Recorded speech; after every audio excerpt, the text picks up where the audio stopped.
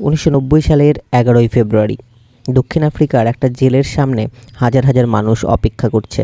Camera, সাংবাদিক, সাধারণ মানুষ সবার চোখ একটা দরজার দিকে। তারপর ধীরে ধীরে বেরিয়ে এলেন একজন মানুষ, 27 বছর কারাগারে কাটানোর পরও যার চোখে ছিল না প্রতিশোধের আগুন, ছিল শান্তি, ক্ষমা আর স্বাধীনতার স্বপ্ন। তিনি ছিলেন নেলসন ম্যান্ডেলা, এমন একজন মানুষ যিনি বর্ণবৈষম্যের বিরুদ্ধে লড়ে বদলে দিয়েছিলেন পুরো দক্ষিণ আফ্রিকাকে, যিনি জেলের অন্ধকার থেকে বেরিয়ে হয়ে উঠেছিলেন দেশের প্রথম কৃষ্ণাঙ্গ রাষ্ট্রপতি। নেলসন ম্যান্ডেলার জন্ম 1918 সালের 18ই জুলাই দক্ষিণ আফ্রিকার মভেজো গ্রামে। তার আসল নাম ছিল রলিহলালা ম্যান্ডেলা, স্থানীয় ভাষায় যার অর্থ দুষ্টুমি করা ছেলে। পরে স্কুলের একজন শিক্ষিকা তার নাম রাখেন নেলসন। ম্যান্ডেলা থেম্বু রাজ পরিবারের সঙ্গে যুক্ত ছিলেন। তার বাবা ছিলেন এক গোত্র প্রধান। ছোটোবেলায় তিনি গ্রামের অন্য শিশুদের মতোই গরু চড়াতেন, মাঠে খেলতেন এবং গ্রামের প্রবীণদের কাছে থেকে আফ্রিকার ইতিহাস শুনতেন। এই গল্পগুলো তার মনে স্বাধীনতার বীজ বপন করে। খুব ছোট বয়সেই তিনি তার বাবাকে হারান। এরপর তিনি অন্য অভিভাবকদের কাছ থেকে বড় হন। পরে তিনি ফোর্ট হেয়ার বিশ্ববিদ্যালয়ে ভর্তি হন, কিন্তু ছাত্র আন্দোলনে অংশ নেওয়ার কারণে বিদ্যালয় ছাড়তে হয়। এরপর তিনি জোহান্সবার্গে চলে যান। সেখানে তিনি প্রথম কাছে থেকে দেখেন কৃষ্ণাঙ্গ মানুষের ওপর ভয়ঙ্কর বৈষম্য। সেই সময় দক্ষিণ আফ্রিকায় চালু ছিল বর্ণ বৈষম্য নীতি। এই ব্যবস্থায় সাদা এবং কালো মানুষদের আলাদা করে রাখা হতো। কৃষ্ণাঙ্গ মানুষদের আলাদা স্কুল, আলাদা হাসপাতাল, আলাদা বাস, এমনকি আলাদা বসবাসের এলাকায় থাকতে বাধ্য করা হতো। তারা ভোট দিতে পারতো না, ভালো চাকরি পেত না, সাদা মানুষের মতো অধিকারও ছিল না। দেশের সংখ্যাগরিষ্ঠ মানুষ হয়েও কৃষ্ণাঙ্গরা ছিল নিজের দেশেই দ্বিতীয় শ্রেণীর নাগরিক। এই অন্যায় ম্যান্ডেলাকে গভীরভাবে নাড়া দেয়। তিনি আইনজীবী হিসেবে কাজ শুরু করেন এবং কৃষ্ণাঙ্গদের অধিকার নিয়ে লড়াই করতে থাকেন। পরে তিনি যোগ দেন আফ্রিকান ন্যাশনাল কংগ্রেস বা ANC দলে। তার লক্ষ্য ছিল সমান অধিকার এবং স্বাধীনতা। প্রথম দিকে ম্যান্ডেলা শান্তিপূর্ণ আন্দোলনে বিশ্বাস করতেন। তিনি প্রতিবাদ মিছিল, ধর্মঘট, জনসভা এসব সংগঠিত করতেন। কিন্তু দক্ষিণ আফ্রিকায় সরকার ছিল অত্যন্ত কঠোর। 1960 সালে সর্পিভিল হত্যাকাণ্ডে পুলিশ বহু নিরস্ত্র কৃষ্ণাঙ্গ বিক্ষোভকারীকে গুলি করে হত্যা করে। এরপর পরিস্থিতি বদলে যায়। ম্যান্ডেলা মনে করেন শুধুমাত্র শান্তিপূর্ণ আন্দোলন যথেষ্ট নয়। তখন তিনি ANC একটা সশস্ত্র শাখা তৈরি করেন।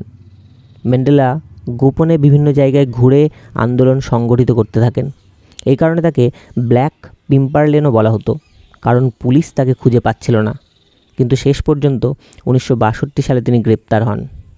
ম্যান্ডেলার বিরুদ্ধে রাষ্ট্রদ্রোহী ও ষড়যন্ত্রের অভিযোগ আনা হয়। বিচারের সময় তিনি একটা ঐতিহাসিক ভাষণ দেন। তিনি বলেন, আমি একটা এমন গণতান্ত্রিক ও স্বাধীন সমাজের স্বপ্ন দেখি যেখানে সবাই সমান সুযোগ নিয়ে একসঙ্গে বসবাস করবে। প্রয়োজনে এই আদর্শের জন্য আমি মৃত্যুবরণ করতেও প্রস্তুত।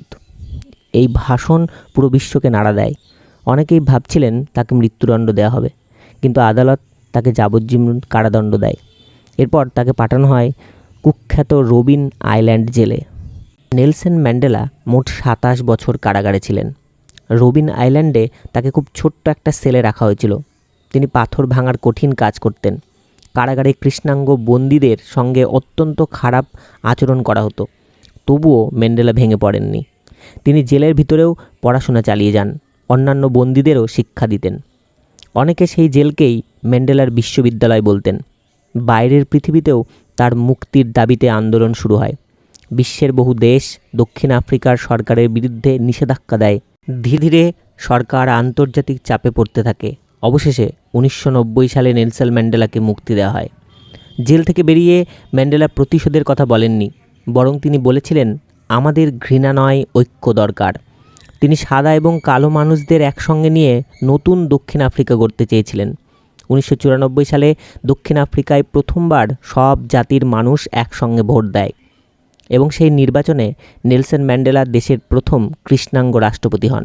এটি ছিল ইতিহাসের এক বিরাট পরিবর্তন। রাষ্ট্রপতি হওয়ার পর তিনি বর্ণবৈষম্য দূর করার চেষ্টা করেন, শিক্ষা স্বাস্থ্য ব্যবস্থার উন্নতি করেন এবং জাতীয় ঐক্য গড়ে তোলার কাজ করেন। তিনি প্রতিশোধের বদলে ক্ষমাকে বেছে নিয়েছিলেন। এই কারণেই তিনি বিশ্বের কাছে এক অনন্য নেতা হয়ে ওঠেন। 1993 সালে নেলসন ম্যান্ডেলা নোবেল শান্তি পুরস্কার পান। বিশ্বের বিভিন্ন দেশ তাকে সম্মান জানায়। তিনি শুধু দক্ষিণ আফ্রিকার নেতা ছিলেন না, তিনি হয়ে ওঠেন মানবাধিকার ও স্বাধীনতার বিশ্ব প্রতীক। তার জীবন দেখিয়ে দিয়েছিল একজন মানুষ ধৈর্য, সাহস আর আদর্শ দিয়ে পুরো পৃথিবীকে বদলে দিতে পারে। 2013 সালের 5ই ডিসেম্বর নেলসন ম্যান্ডেলা মারা যান, কিন্তু তার আদর্শ আজও বেঁচে আছে। তিনি শিখিয়েছিলেন ক্ষমা প্রতিশোধের চেয়েও শক্তিশালী, ঐক্য বিভেদের থেকেও বড়, এবং স্বাধীনতার জন্য সংগ্রাম কখনো বৃথা যায় না। 27 বছরের কারাবাসও একজন মানুষের স্বপ্নকে থামাতে পারেনি। আজও নেলসন ম্যান্ডেলা বিশ্বের কোটি কোটি মানুষের কাছে সাহস, ন্যায়বিচার এবং মানবতার প্রতীক।